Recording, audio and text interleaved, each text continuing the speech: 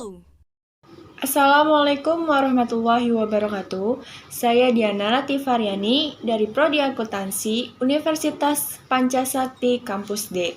Di sini saya akan membahas materi tentang Undang-Undang Cipta Kerja untuk mata kuliah Aspek Hukum dalam Bisnis dengan dosen pengampu Bapak Sujana MPD.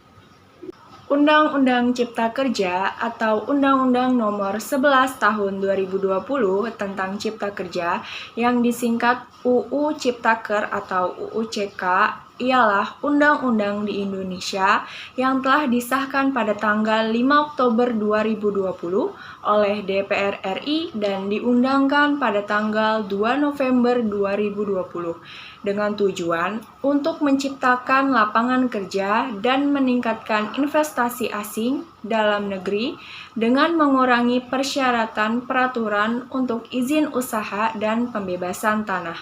Undang-undang ini juga disebut sebagai Undang-Undang Sapu Jagat atau yang sering kita dengar yaitu Omnibus Law. Bagaimana sih latar belakang Undang-Undang Cipta Kerja? Presiden Joko Widodo dalam pidato pelantikannya pada tanggal 20 Oktober 2019 menyampaikan rencananya mengenai perumusan Omnibus Law bersama DPR.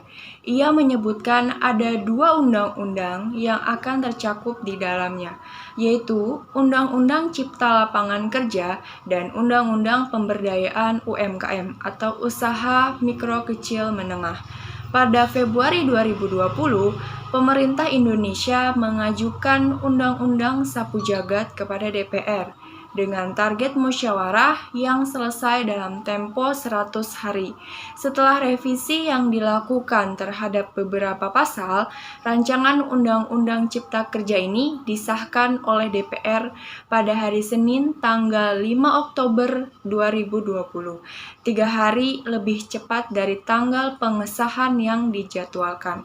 Beberapa jam sebelum disahkan, 35 perusahaan investasi mengirim surat yang memperingatkan pemerintah tentang konsekuensi berbahaya dari rancangan undang-undang tersebut bagi lingkungan. Apa itu Omnibus Law? Secara historis, praktik penerapan Omnibus Law telah banyak diterapkan di berbagai negara common law system dengan tujuan untuk memperbaiki regulasi di negaranya masing-masing dalam rangka meningkatkan iklim dan daya saing investasi. Omnibus Law adalah suatu metode atau konsep pembuatan regulasi yang menggabungkan beberapa aturan yang substansi pengaturannya berbeda menjadi satu peraturan dalam satu payung hukum.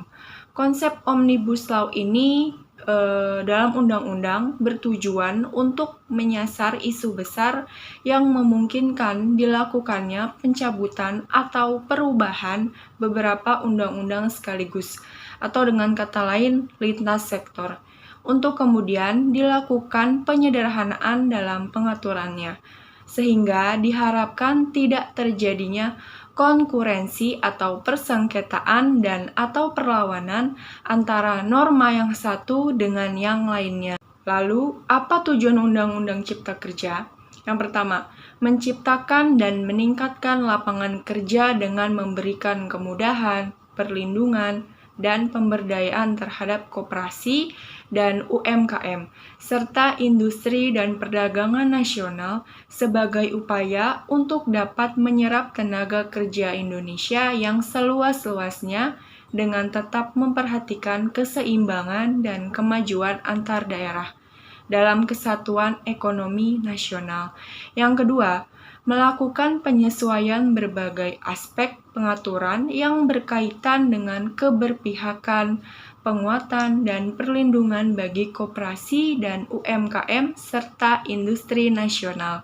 Yang ketiga, menjamin setiap warga negara memperoleh pekerjaan, serta mendapat imbalan dan perlakuan yang adil dan layak dalam hubungan kerja. Implementasi Undang-Undang Cipta Kerja.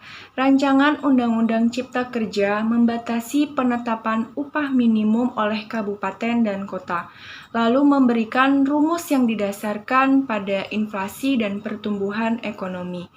Upah minimum ditetapkan dengan memperhatikan kelayakan hidup pekerja dan buruh dengan mempertimbangkan aspek pertumbuhan ekonomi atau inflasi. Rancangan undang-undang ini juga mengurangi batas pembayaran pesangon dari gaji 32 bulan menjadi gaji 19 bulan, ditambah gaji 6 bulan yang disediakan oleh pemerintah. Besaran pesangon ditentukan dengan mengatur nilai maksimalnya. Berbeda dari Undang-Undang Ketenagakerjaan yang mengatur nilai minimalnya. Batas lembur dinaikkan menjadi 4 jam per hari dan 18 jam per minggu. Dan wajib hari libur dikurangi dari 2 hari dalam seminggu menjadi hanya 1 hari. Undang-undang tersebut juga menghapus mandat cuti berbayar selama 2 bulan bagi pekerja yang sudah bekerja selama lebih dari 6 tahun di perusahaan tersebut. Jadi, kesimpulannya, Undang-Undang Cipta Kerja atau Omnibus Law yang konon bertujuan untuk memudahkan investor dalam berusaha dan membantu dalam membuka peluang kerja belum tersosialisasikan dengan baik ke segenap lapisan masyarakat sesuai dengan apa yang diinginkan pemerintah. Kesimpulan sederhana ini sangat mudah difahami, akan tetapi dipastikan akan sulit untuk dapat dilakukan. Tidak mudah untuk mensosialisasikan sekaligus, tidak mudah pula mendiskusikan dengan berbagai pihak agar dapat memuluskan ide cemerlang untuk dapat diimplementasikan. Mudah-mudahan kita semua dapat bersatu bersama-sama untuk menyelesaikan semua masalah ini dengan kepala dingin dan tindakan yang penuh dengan kearifan. Hal ini sangat diperlukan mengingat kita tengah berhadapan dengan tantangan yang lebih besar, yaitu wabah pandemi COVID-19.